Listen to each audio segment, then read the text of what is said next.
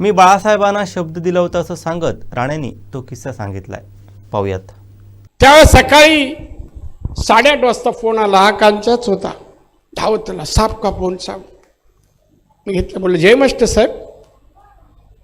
मग साहेब मग बोलायला लागणार आहे. घरचे कसे आहेत? त्यांची एक सवय होती. सो कशी आहे, मुलं कशी आहेत? मी म्हटलं सगळी चांगली आहेत साहेब. तुझा राग शांत झाला काय? नाही साहेब, माझ्या रागाचा प्रश्न नाही साहेब.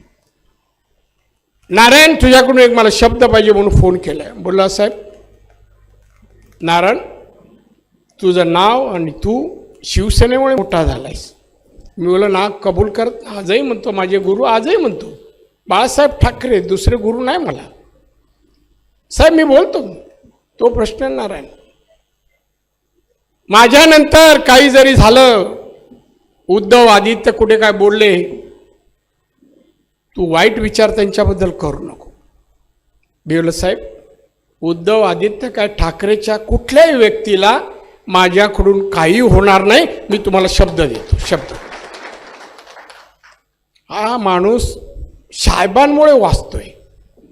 आला काय आमच्या जिल्ह्यात येतो, त्याला सांग तुला एवढी हौस आहे ना, जरा प्रोटेक्शन बंद करावं त्याचं एक दिवस. आणि म्हणे ये रे बाबा ये. इथेच येतो, गाडायची भाषा करतो. जाऊ दे, त्याचं उत्तर मी देतो जाहीर सभाशी. आमचे दिवसभरातले सर्व अपडेट्स, ताज्या घडामोडी आणि थेट लाईव्ह पाहण्यासाठी सबस्क्राईब करा, लाईक करा कोकणचं नंबर 1 महा चॅनल कोकण 7 लाईव्हचं YouTube चॅनल.